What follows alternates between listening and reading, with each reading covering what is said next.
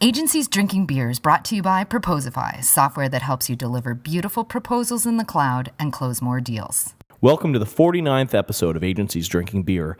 On today's show, we're talking with Tony Delmercado, the co-founder of Hawke Media out of Santa Monica, California. And he's going to tell us his definition of a CMO and how they fill that role for their clients.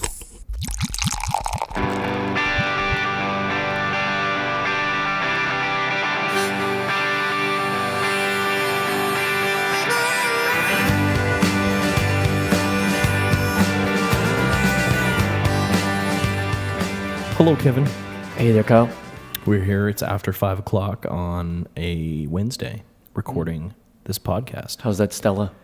It's good. We don't normally drink on the podcast, but today, I don't know. It's a different day. What's agency drinking beer? I mean, we used to. The gods are smiling on us, the drunken gods. Yes. So we actually have an interview coming up, which the listeners are going to hear from Tony Delmercado, which is really good. Very cool guy. Self-described Don Draper of digital marketing. Takes balls to say that. And actually, we're going to be recording one just after this. So before we get into the interview, no chit-chat today, Kevin. Just straight into the content. Do it. I wrote a blog post I would like to tell the listeners about. It's called Why Your Small Business Needs a Team Playbook and a Sneak Peek at Our Own. Ooh. Yes. You lifted our skirt up, didn't you? I don't know what that means. Do you mean a peek at the details? Yeah, you're showing our secrets. I get you. Okay, I was trying to connect the analogy there. Yes. I was just using, the what's his name? The Ragu's, Yes, we knew an old school salesman who worked at an agency with us. Actually, no, he worked... For us? For us, yeah. I get him mixed up with another sales guy. Oh, right. Who, Sylvester, we'll just say. Okay. And, the Ragu is his code name, the sales guy, and he would sometimes talk about, meeting with a client to learn about them. He'd say, I just kind of met with them and lifted up their skirts a little bit. He would use these kind of analogies. But he'd also use it with the clients, which was kind of uncomfortable. Oh, did he say that to clients? Yes. That's not good. No. Ooh. Okay. So anyway, yes. Basically, I'm not going to go into too much detail with this, but check out the post if you get a chance. Essentially, it's when you're really small starting out and you've only got a couple of people working for you, maybe you're just a co-founder and a couple of employees. Pardon me. Edit that out. I will. It's pretty easy to get your processes in place. Somebody goes, how are we going to do this? Oh, we'll just do it this way. You can just talk and communicate. But once you start adding some people, your lack of efficiency begins to compound, which is everybody asking the same kind of questions. What's our refund policy? What happens if a user reports a bug? Where should I put my design files? In Trello or Dropbox? And who's responsible for updating the knowledge base? And what are our login credentials for that integration? Whatever your business is, these are just examples of our own. I found we were being asked the same questions by people. And sometimes, depending on the day, you might give a different answer because you're like, you don't remember what you said last time. So it just inspired me to put it together in kind of documentation. But I didn't want it to read like an HR employee manual or like the manual you get with your car, or one of those insurance booklets. Something that people are actually going to read. That's not just jargon and a rule list, right? So it's more so how do you, thinking of it in terms of if you and I, Kevin, decided to go to a down south and visit a tiki bar for a couple of weeks, great idea, right? We want our process in place so that people don't need to ask. It's all there, sales, development, how we make the donuts. It's all put together in one place. And so I think that some businesses wait too long to get that kind of documentation together because we never really had it with Headspace, did we? No, we didn't. So that was sort of what inspired me to put it together. And I think the biggest thing that you want to put in there is your mission and your culture. I mean, culture is kind of, maybe doesn't make the most sense because culture is not really anything you would really want documented, but essentially what is everybody going after? What's the goal? Because I remember there's a great talk from a guy named Simon Sinek. Some of the listeners might have heard it before.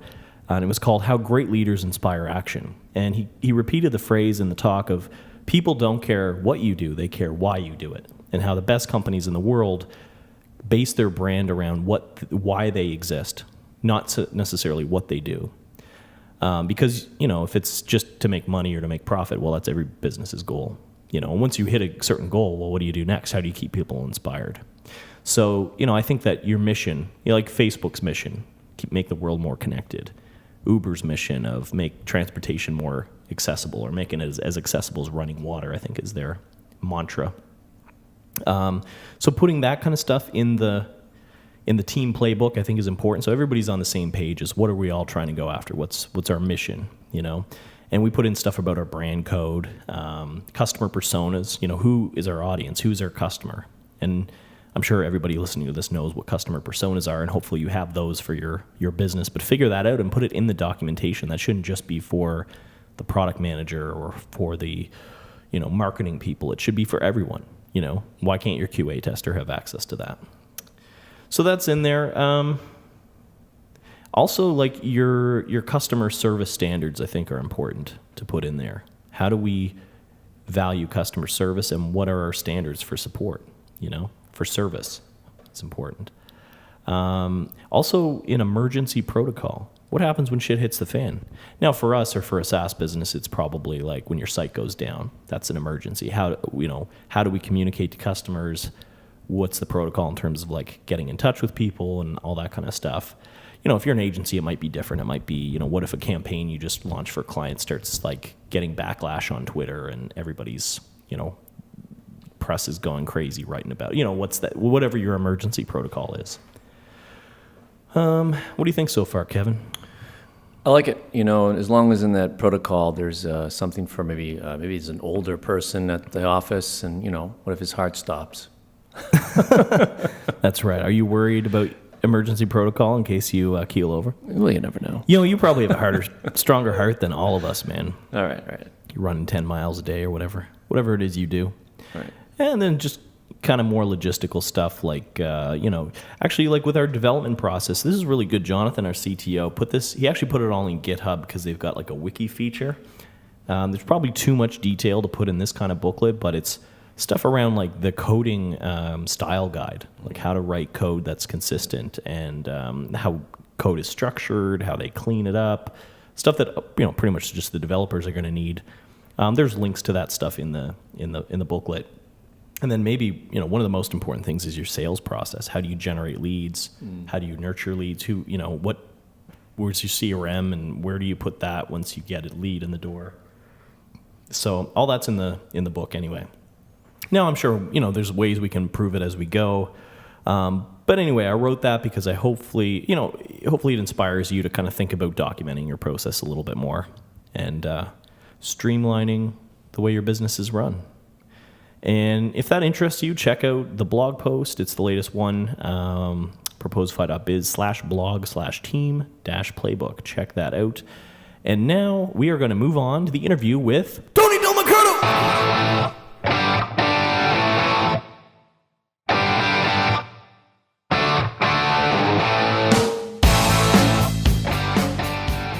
I'd like to welcome Tony Delmercado, a self-described digital Don Draper, to the show today. Tony is the Chief Operating Officer of Hawke Media, which is a leading outsourced digital CMO agency for companies including Verizon Wireless, Eddie Bauer, Red Bull, and a whole bunch more. They're based out of Santa Monica, California. Excited to have you on the show, Tony. Thanks for being here. Yeah, I'm excited to be here as well. Thanks for having me. Awesome. You had quite the morning because I called you and you were like stuck in traffic. There was some accident where you're at in Santa Monica. That sounded pretty rough. Yeah, for those listeners that are familiar with Southern California and Los Angeles County in general, it won't be any really hard-breaking news to them. But yeah, it is just always a bear getting across town out here. But that's the price you pay for sunshine all the time. Don't rub it in. Yeah, please. It can be pretty foggy here, but actually we've had some good weather here in Halifax, Nova Scotia. So yeah, we get some sunshine too, but you guys get it all the time. Yeah, more than not, that's for sure. Yeah, and you get celebrities too, probably walking around doing some celebrity spotting. Yeah, from time to time. Yeah. Yeah, that's cool. Well, I mean, we're excited to chat today because there's a whole bunch to a bunch of value that we think you can add to help agency owners improve their business. But before we get into that, just give us a little rundown of Hawke Media. You guys are growing really quickly and doing some exciting stuff. So maybe tell us a little bit more about what Hawke Media is all about.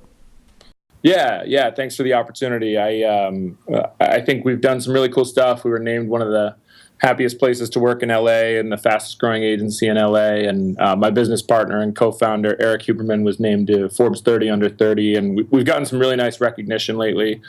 We've been in business basically just 9 quarters, a little bit over 9 quarters now.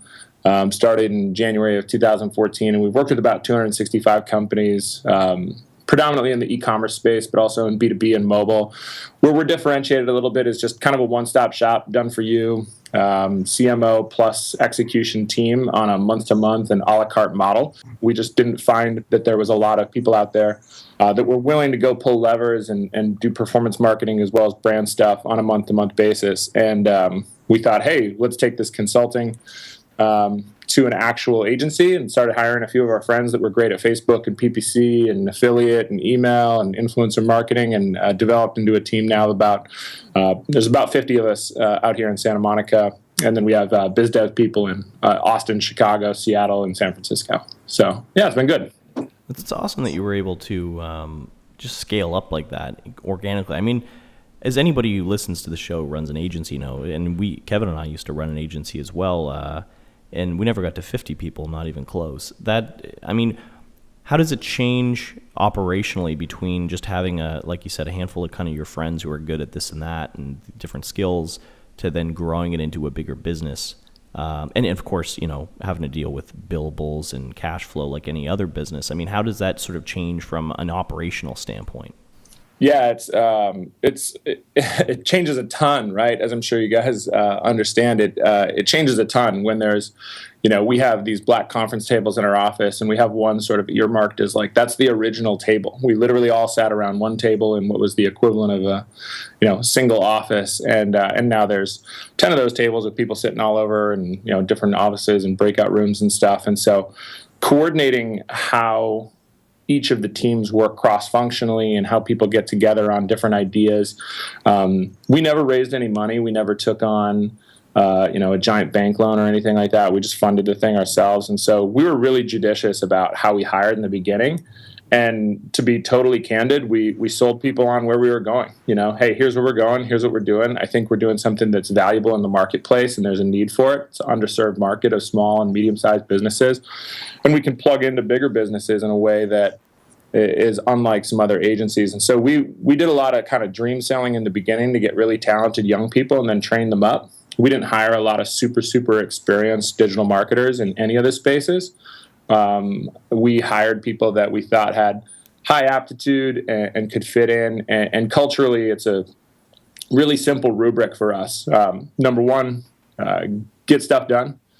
Number two, learn really quickly because we're in a really fluid and dynamic industry. And number three, just be cool. The only time we've had sort of cultural problems is when people aren't collaborative and comfortable in high-pressure situations. Obviously, we're constantly working with client deadlines and things like that. And so our culture is absolutely the most important thing in being able to scale, because everybody sort of knows the rules of engagement. And if you get people that are on board with the vision and with the culture and kind of who we are and what we're about, it's a Southern California office, so it's a lot of flip-flops and T-shirts and kind of what you would expect. But it's I think culture is really the biggest thing to hire for, and we've been able to scale up from there and put some good training and some good operational practices in place. I think the biggest jump, honestly, was going from about a dozen of us to about 25 of us. I think that was the hardest leap so far. That was really tough. So once you're at 25, then doubling becomes not as hard as going from 12 to 25. Yeah, well, at that point, we've got a management layer, right? So our business is siloed into essentially 5 departments or 5 channels. And so once we have a channel head for each of those 5 departments, then it becomes more of a function of managing managers instead of trying to manage 25 people. But getting people that were originally good at a specific skill or mechanical sort of operation and then turning them into leaders. Not turning them into, but sort of peeling back the onion and uncovering their leadership potential was, I think that was the hard part. Now we have these silos and these well-oiled machines, so adding people into the machine is a little bit easier. It's funny you mention that because it's a lot of like how we operate here at Proposify. We're not an agency, we're a SaaS company, but it's the same kind of thing as where when we were small and we're still small, but a lot of our first hires were people that were we hired mainly on culture and personality. Of course, they had to have skills, but they were also mainly tactical people. Good coders, good designers, good marketers. And then now, as the business grows and heads get added, it's like trying to, I shouldn't use the word groom because some people get offended at that for some reason, but like almost trying to train them and pull like leadership out of them, because it's like, okay, you used to write code all day, now you've got to manage the coders and make sure the processes are in place and all this other kind of stuff. And that's a bit of a different challenge as a business owner, right? But I like the way that you described it as peeling back the onion to expose that leadership that was already there. You just needed to kind of pull that out of them. Yeah. That was an excellent way of describing it. Yeah, I think it's a latent skill in a lot of people, right? And I think there's some folks that desire it, and there's some folks that sort of shy away from it. And I don't think that that's an early indicator of whether or not someone's actually going to be a great leader. There's some people that they don't even know, right? I mean, they hold a mirror up and they go, I couldn't lead a team of 5 or 10 or however many people. But you start giving them the tools and start giving them the opportunity, and you find that some really great people that are super competent in leadership roles. And sometimes your best coder isn't going to be your best manager. Sometimes your best manager is going to be your worst coder, and all kinds of permutations of that across whatever industry you're in. I think that you're getting. You're of course going to hire for skill and culture fit and all these other things, but we like people that are leaders. I look for captains of sports teams and people that started organizations or clubs at their college, and people that are, either volunteering or doing something in the community. Just because we're a really autonomous and kind of non-hierarchical organization, but there are certain people that are responsible for, deliverables and managing process and so on. And leadership in my mind is servant leadership. It's lead by doing and lead by example. And I think if you get the right kind of cats in the room, you're gonna benefit from that. Many times over. To touch on what you said though about I guess use that sports analogy is they don't have to be the best at a certain job, but they can be a good leader or a good manager. But I think to a certain degree, in order to win the respect of the people that you're managing, you do have to know your shit, Totally. Because it's like if a coach of football, right? They used to play, they were a player, they know the game. If you are, a CTO, the coder is working for you. Can't be like, oh God, he doesn't even know, the latest jQuery update, or you know what I mean? Like they've got to still have their head in it. But you also said something at the beginning that was key, because I'm an athletic coach myself, and you do get pro coaches often that sometimes didn't play the sport, but they get buy-in to a system. And you mentioned buy-in. That's the key.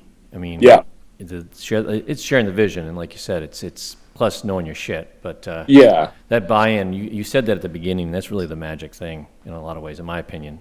Yeah, so for us, we typically don't hire managers. Actually, I will say categorically, we haven't at this point hired people specifically to be inserted in a management layer. It's all from within. So everybody starts in a role doing whatever function that might be on their team. And so to the point of, you got to know your shit. Absolutely, right? Like you have to know your shit cold. And I think the way that you maybe differentiate yourself as a leadership candidate is by knowing your shit and developing process that helps you execute faster. We're a really, really execution-oriented organization. Getting stuff done quickly is absolutely like paramount for us. So the people that know their shit, that's skill one. That's sort of like a baseline, right? once you know your shit and you know how to execute on your job and your role, if you develop process, if you develop shortcuts or ways to smooth client communication or make the team perform more efficiently, and then that sort of spreads through the group, now that's a leadership opportunity where we're going to promote from within, right? We're going to look to that person and say, hey, look, you're doing this every day. You've got some process that makes sense. Let's proliferate this across the group and across the organization. And then from there, that's how people sort of get bumped up the food chain, if you will, at Hawke. And again, it's probably different in every organization, but I think that's what creates the buy-in that you spoke about, Kevin, is really getting some boots on the ground that understand what's going on and then develop process that makes sense, that's applicable to everyone, and then they share that information in a way that isn't, like militant or, hey, go do this because I say it. Look, this is what is saving me a ton of time. Let's see if we can't save you some time doing the same things. So along the same lines, I guess, of leadership, it's interesting that you guys use very prominently on your website and sort of in your value prop is that you're basically an outsourced digital CMO, chief marketing officers. That's big companies hire CMOs to obviously lead up their marketing efforts. So I guess to you, like what makes a great CMO, and how do you use that value prop to then go sell yourselves as sort of an outsourced CMO to other companies?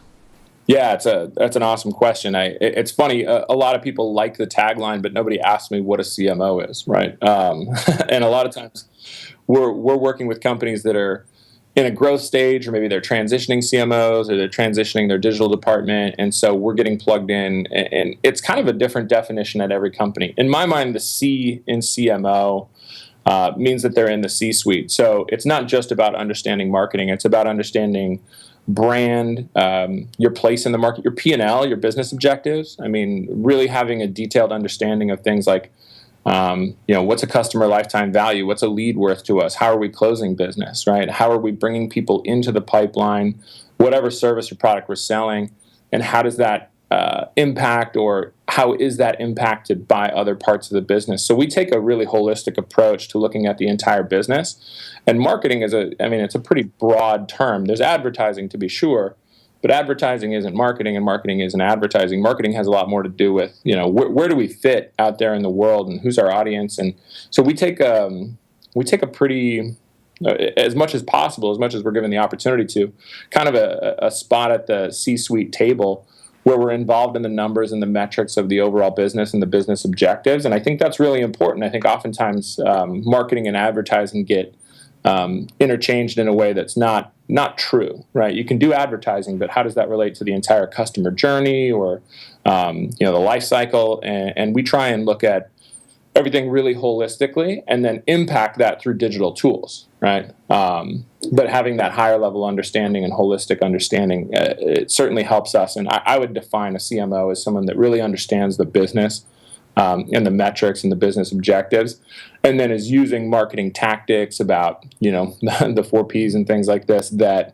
help that business become more successful in the aggregate from a variety of tools. What you're saying makes sense, because I think, for example, we hired recently a growth marketer who used to work at an agency doing a lot of PPC work and SEO and that kind of thing.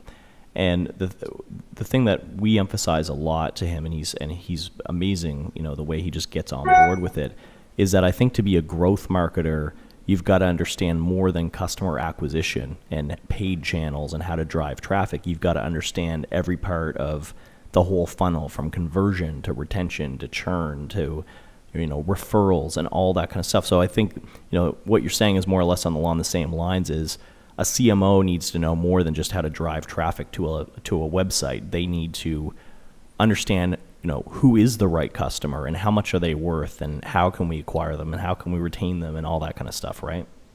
Yeah, absolutely. I mean, and even a company like Proposify, which we use, by the way. Cool. I think you guys probably have an idea of who you're targeting and what that customer journey looks like, and that could be everything from acquisition marketing tactics that have to do with the ad and the landing page and the email capture and the lead nurturing and the follow up and all these other sort of decisions, but also understanding what is our value prop for this specific part of the market and what's our value prop for this part of the market, and how do we want to approach both of those things. And, I think refining your messaging around all those, and then understanding where, again, I think business objectives often get sort of put on a different plate than marketing objectives. And I think that's a mistake. I think that understanding how your marketing relates to your business objectives and your profitability is really critical. I mean, I think what's really helped us with this business versus the agency business is we have been more targeted and understood our customer and the whole life cycle a lot more. We've gotten sort of better at that over the years. And it's still evolving. We're still kind of really trying to figure out who our perfect customer is, but it's something that we invest a lot of time in. For you guys at Hawke, one thing that we stress a lot on this podcast is the idea of agencies being focused and knowing their ideal client, because so many don't. They just kind of pick whatever client or lead comes knocking, they'll give them a proposal and try to get their business. How do you guys operate? Especially, you're the COO, so operationally and just from a marketing standpoint, how do you guys target and find the best clients for you? So for us as a business that's still less than 3 years old, we're still refining exactly who our sweet spot is. We started in e-commerce and fashion e-commerce specifically here in LA, so helping clothing companies, accessories, things like this sell more product online. And then there's a bit of a self-fulfilling prophecy. We do good work for that market. We get a lot of referrals from that market, and then we've continued to do well in that market. So probably 65, 70% of our roster is fashion e-commerce, and that's where we focused in. But some of the same tools and tricks and practices apply to B2B lead generation. Same thing applies to driving mobile app installs or mobile engagement. And so we haven't necessarily narrowed down and said we're an e-com agency.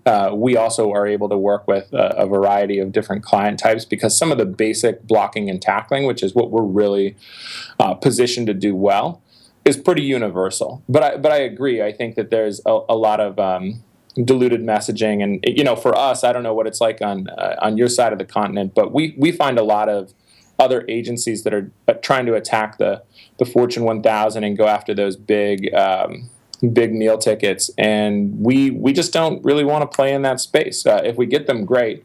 But we're excited about anybody that wants to grow their business, and we think we can help them, and our rates and our fee structure is sort of set up to support that. But I think it also has to do with where you are in your company's life cycle. As a newer company, we would take anybody that knocked on the door, for sure, right? We were trying to keep the lights on. We were trying to keep payroll, trying to keep those things going. But now we're a little bit more selective. We turn away clients, and we've let go of clients that are paying us and said, look, this engagement isn't right for us because of reasons X, Y, or Z. And I think as you grow, it's important to make sure that you're not spinning your wheels or wasting time or sinking too much opportunity costs into businesses that just don't fit with your thesis, for sure. How do you identify a bad client? What are the things you look for? There's a handful of things. I think anytime there's like a long trail of X's, it's sort of like dating. If you see like a whole lot of broken relationships in the past, you might want to scratch your head a little bit about that. In the same way, if a client comes to me, a prospective client, and says, or to our BD team and says, hey, we've worked with 6 agencies in the last 12 months and they all suck. Right away, I'm like, I don't want to work with them, right? Yeah. Because whatever their understanding of a agency relationship is probably wrong. Even though we're not a prototypical agency, I always get leery about that. It makes me uncomfortable, and I think that almost always that doesn't bear fruit for any of us. They're going to be saying the same thing about you in 6 months. Yeah, exactly. I mean, I'm not naive. I've always believed if somebody talks shit about somebody else, they're probably talking shit about me, right? So it's personally and professionally. It's just a fact, right? So I think that's a big thing. I think unrealistic expectations, we try and temper expectations. The whole cliche of under-promise and over-deliver, I think, is pretty meaningful, especially in the agency space. We don't sell based on highfalutin goals or, big ideas that are going to change their life. We talk about incremental growth and long-term strategy. And I think people that say, my CPA is $300 now, I got to get it to 50 by the end of July. I would say, no, that's not going to happen. If another agency or another consultant tells you that they can do that, good luck. Call me in August when that doesn't pan out, and we'll see what we can do then. I think, companies that are financially unstable, whether that's a lack of funding or they're just not operating at a profit, or they just don't have a war chest or the capital resources to go out there and try and acquire customers or acquire leads or whatever their conversion metric looks like, is a bit of a red flag. And you don't need to have millions and millions of dollars, but if people are talking about, spending low thousands to try and grow a business in 2016, even online, that's just not enough money. It's like if you're, if you're drowning or you're treading water and you're just trying to survive, you're not in a position where you can be strategic and change gears if you need to with your business and maybe target a new customer or go after a new, a new value prop. Like, you just can't. You can only do that when you're in a position of strength, right? To invest, not when you're trying to just keep the lights on. Yeah, marketing as a life preserver that's a bad position to be, punching from. It's if you're relying on your next campaign to save your cash flow, you're already in a bit more trouble than you're going to be able to navigate out of. Don't get me wrong, we're willing to help those people as long as the expectations are set clearly and we understand the scope of the relationship. But I think obviously folks that are on a sound financial footing are in a better position to grow their business instead of keep their business alive, right? Mm-hmm. They're not looking for a silver bullet to save them short term. Yeah, exactly. And the last thing I'll say about that is just we've worked with a handful of companies where there's some really unclear kind of hierarchy or single point of responsibility, and for us that's really tough, especially if we're going to be at the big kids table in the C-suite. If we're working with companies where there's maybe 3 founders, or there's a CEO, a head of marketing, and then maybe a couple people on the execution side, and people play that game of telephone where things get sort of convoluted and everybody's got an opinion, and it's hard for us to actually execute because of a lack of succinct decision making. That's pretty tough, and we try and get a feel for that before the relationship, but oftentimes that's something that we don't know until a month or 2 into the engagement, and we've broken off engagements because of that and said, hey, look, this is just really too hard for us because there's too many cooks in the kitchen. We can't get decisions made, and it makes us look bad if we're not able to execute quickly. But if we're beholden to a long or muddy decision-making process, it just handcuffs us. So these are things that you would look for to avoid in clients, and maybe a reason to say no to a lead. What are some things that you would look for in your ideal client? Yeah, I think the clients that are the best, right? The unicorn clients that are out there are the ones that have really clear standards and they're reasonable, right? They might be stretch objectives, but they know, right? Like you guys know at Proposify how much a lead should cost and how many of those leads you're going to close and what the lifetime value of that lead looks like. If I can work with a company that says, hey, I know exactly what my metrics are and I know what I'd like them to be in order to fit in with our business objectives, for me, that's really nice, right? For us as a company, that's really nice to be able to work with people that have clear standards, understand their goals, understand what they're trying to do, and go forward from there. I would say, other companies, but that are great to deal with are ones that have a very clear brand voice. They know who they are. We work with a company called Buscemi, which sells really high-end sneakers and shoes and things like that. And they've said from the beginning, I think their tagline is obnoxiously high-quality shoes or obnoxiously high-quality goods or something like that, right? And they don't discount. They don't do sales emails. They are very clear on who they are and what they're trying to bring to the market. And they're comfortable building that brand over a longer period of time because that's who they are. And they know who they are before they come to the table. If we have to also craft who the brand is or who the company is and why they exist, the more of that we have to do, the harder it is. So people that already have a sense of who they are and what their fit in the market is and what they're trying to do makes it just infinitely easier. So yeah, I think people with clear goals, they know who they are, they know what they want. Obviously, those are the best ones to work with. I think we're out of time, Tony, but thank you so much for being on the show and being willing to chat, especially after the horrific drive in. Thank you. Yeah, no problem at all. And I appreciate you guys having me. Everybody should definitely check out your site, your company's site, Hawke Media. That's Hawke with an E, hawkemedia.com. And I don't know if there's any other way they can connect with you. Yeah, just jump on the website. If you want to email me directly, it's Tony, Tony, at hawkemedia.com. I'm happy to answer any questions or, provide whatever wisdom I can from this position, especially for those growing an agency or working on building out their team. That's the stuff that really gets me out of bed in the morning. I like building a team and curating a culture and that kind of thing. So happy to help in any way I can. That's awesome. Congratulations, too. I mean, you grew so fast and, you're bang on. It sounds like you're really adding a lot of value to your clients, and it's obvious. And it's not easy to do that. No, it's not. And getting buy-in from your team and building such a great culture, you should be proud of what you've achieved. Yeah, thanks, guys. I appreciate it. And it's been a lot of hard work too. I mean, I don't want to pretend that it's just a show up and get it done every day, and it's all roses and high fives and rainbows. It's a lot of work. And anybody out there that's listening, that's running an agency or running a business, and you guys obviously know you've been on both sides of the table as well. It's just a shitload of work, and you gotta love it. And that's why I like hiring good people, because then I actually like hanging out with them. Yeah, same good here. Point. Yep. We'll enjoy that sunshine. I certainly will. And thanks again, guys, for having me. I appreciate it. All right. Thanks, Tony. Take care. Talk to you later. Bye-bye. Thanks for listening to this episode of Agencies Drinking Beer. If you enjoyed it, we'd appreciate it if you rate and or review us on the iTunes Store. If you have a story or lesson to share with other agency owners and managers from around the world, hit us up. Just email Kyle or Kevin at proposify.biz. And also, if you write business proposals and you want to make that process a whole lot easier and more streamlined, check out proposify.biz and sign up for a free 30-day trial. Cheers!